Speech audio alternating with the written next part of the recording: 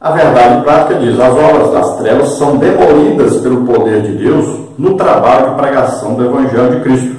Então, olha aí, as obras de Satanás, tudo que ele faz para matar, roubar e destruir, elas são demolidas pelo poder do Espírito Santo que está em nós. Então, ele coloca a doença em alguém, nós vamos lá, oramos, impomos a mão para a pessoa e a doença sai, a enfermidade sai. Olha, nós estamos desfazendo o que o diabo fez. A pessoa está endemoniada, controlada por demônio ou por vários demônios, nós vamos lá expulsando esse demônio. O que acontece? Essa pessoa vai ficar liberta. Então, a obra que Satanás fez vai ser desfeita. É assim que funciona. Então, ao ser batizado no Espírito Santo, você vai ser encorajado a fazer isso, a impor as mãos sobre os enfermos, ser curados, a expulsar demônios, né? A pregar o Evangelho agora no poder e na unção do Espírito Santo. É um outro tipo de pregação. Se você achar um missionário, por exemplo, que não é batizado no Espírito Santo, você vai ver que ele vai levar aí às vezes 50 anos num determinado lugar para ganhar aí 20 pessoas, 20 almas, 30 almas. Aí você coloca lá um pentecostal, né? Cheios do Espírito Santo, foram batizados no Espírito Santo. E se ele tiver um dom então do Espírito Santo, melhor ainda. Aí você vê lá que com 5 anos que ele está lá, ele tem mais de 100 pessoas que aceitaram Jesus. O resultado é completamente diferente. Então, Apolo, nós vamos ver que Apolo pregou em Éfeso, algumas pessoas, poucas pessoas aceitaram. Aí nós vamos ver que quando Paulo vai a Éfeso, nós vamos ver o reboliço que acontece na cidade. Veja só, as pessoas até queimam os livros de artes mágicas que valiam fortuna. Há um reboliço, mudança radical, muitas pessoas se convertem. Então, olha só, é uma mudança completamente diferente daquela que acontece com quem não é batizado no Espírito Santo. É um outro tipo de evangelho. O evangelho pregado por aquele que é batizado no Espírito Santo é um evangelho que condiz com aquele evangelho que Jesus pregava. E com o evangelho, é claro, daqueles que seguiram Jesus, imitavam Jesus, como Pedro, Paulo, né? E nós vamos ver na lição aqui, né? Por exemplo, nós podemos citar outra pessoa. Podemos citar o Estevão, que pregava o evangelho assim também. Sinais, prodígios, maravilhas. E vamos falar nessa lição principalmente sobre Filipe. E Filipe era um dos diáconos, daqueles 7 diáconos, junto com Estevão. Foram escolhidos por quê? Eram cheios do Espírito Santo. Eram batizados no Espírito Santo. E quando houve a perseguição em Jerusalém, até liderada pelo próprio Paulo, né? Saulo, o que eles fizeram? Eles fugiram.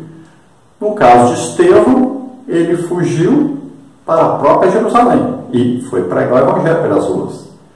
Já no caso de Filipe, ele foi para Samaria pregar o evangelho. Olha só, Estevão morreu logo. Filipe não. Filipe ficou pregando em Samaria, depois foi enviado para pregar o evangelho no caminho, né? Ele ia lá para a Etiópia. Depois ele é encontrado lá em Cesareia. Ele estava naquela cidade e ele não era diácono mais, era evangelista e tinha 4 filhas que profetizavam. Olha só, como Filipe era um homem cheio do Espírito Santo, batizado do Espírito Santo, tinha dons do Espírito Santo, agora ele tinha 4 filhas e todas as 4 tinham dom do Espírito Santo, dom de profecia. Olha só que coisa maravilhosa, que pai exemplar, né?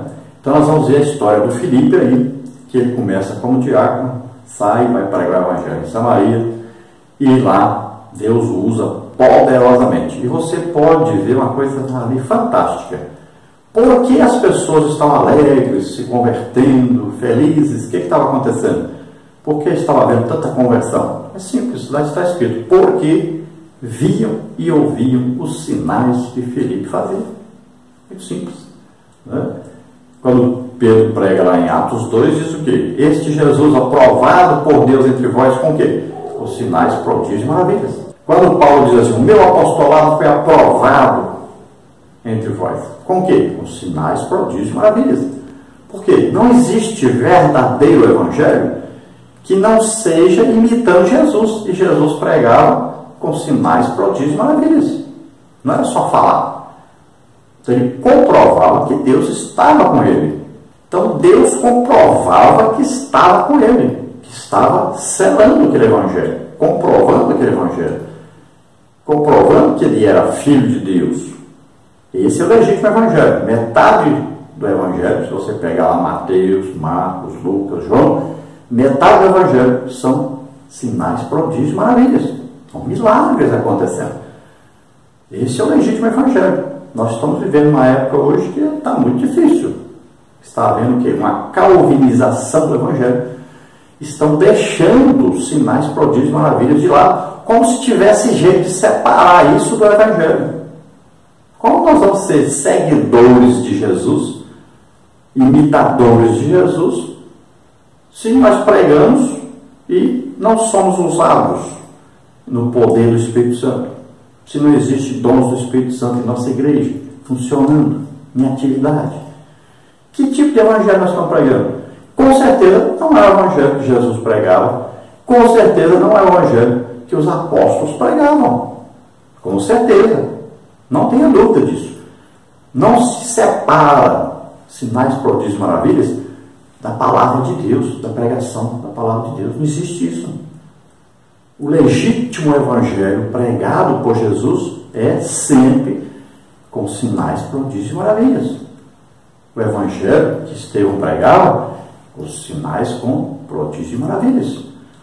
O evangelho que Filipe pregava, com sinais, prodígios e maravilhas. O evangelho que Pedro pregava, sinais, prodígios e maravilhas. O evangelho que Paulo pregava, sinais, prodígios e maravilhas. Nós vamos ver nesta lição os seguintes tópicos e subtópicos. Tópico 1, contexto histórico de Samaria. Subtópico 1, a fundação de Samaria. Subtópico 2, o cativeiro. Subtópico 3, as diferenças entre judeus e samaritanos. No tópico 2, nós temos o evangelho entre os samaritanos. Subtópico 1, Jesus e os samaritanos. Subtópico 2, o poder de Deus entre os samaritanos. Subtópico 3, o batismo no Espírito Santo. No tópico 3, nós temos aí Filipe em Samaria e Simão o Mágico. Subtópico 1, Simão o Mágico. Subtópico 2, a conversão de Simão o Mágico. Subtópico 3, a repreensão do apóstolo Pedro. Vamos ver então a introdução que diz: o relato do trabalho evangelístico de Samaria nos chama a atenção, primeiro por causa da animosidade que havia entre os judeus e samaritanos, depois porque Jesus havia dito antes: não entres em cidades samaritanos, como está em Mateus 10:5, mas a região foi palco de um grande avivamento com a chegada do evangelho. Isso aconteceu no poder do Espírito Santo, que trouxe muita alegria, gozo e libertação na cidade, mas o evangelho também veio para desfazer as obras das trevas. Então nós vamos ver o resultado então da evangelização de Samaria. Filipe sai e vai pregar em Samaria. Então, como antes os samaritanos não se comunicavam com os judeus, eles tinham uma briga antiga, que nós vamos ver detalhes, e os discípulos, se entrassem lá, iam ser rechaçados, porque eles não eram batizados no Espírito Santo ainda. Então Jesus, a primeira vez que os envia, diz para eles: não entrem em cidades samaritanas, porque eram inimigos e eles não iam ter o tato suficiente, para conversar com eles ainda, para que eles pudessem se converter. Então não era através de um judeu, que o evangelho ali seria aceito. Agora, Filipe não era judeu. Filipe era grego. E ele foi escolhido dentre os gregos, para ser um dos diáconos. Então, Filipe, ele entra, mas ele é grego, ele não é judeu. E ele entra depois, então, que Jesus morre, ressuscita. Filipe deveria ser um desses que estava ali no dia do batismo do Espírito Santo, que tinham quase 120 discípulos ali. E quando ele é escolhido para ser diácono, vamos dizer que ele era cheio do Espírito Santo, porque os apóstolos disseram: escolham homens cheios do Espírito Santo e de sabedoria, porque liam a Bíblia, compreendiam melhor a Bíblia, pois já eram batizados do Espírito Santo. Ele, Filipe, então, é que vai para Samaria Ele, como grego, pode entrar tranquilamente, não existe inimizade ali contra os gregos, mas é contra os judeus. Então Filipe tem a facilidade de pregar ali o Evangelho. E Filipe recebeu dons do Espírito Santo para pregar o Evangelho. Aí diz que ele se convertiu, estava alegre, feliz. Por quê? Porque viu e ouviu os sinais que Filipe fazia.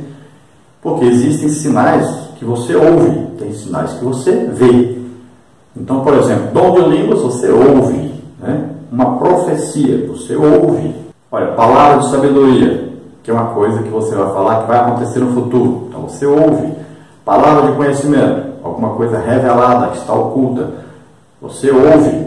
Olha só. Então tem coisa que você ouve. Agora tem coisa que você vê. Dons de curar, você viu, a pessoa foi curada.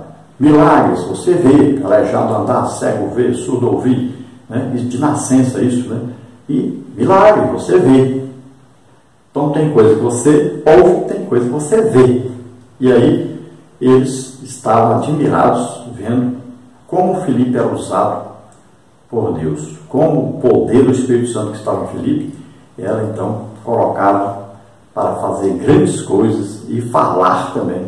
E eles então, ouvindo e vendo os sinais que Filipe fazia, eles iam se convertendo. E aqueles que não se convertiam também estavam seguindo Filipe.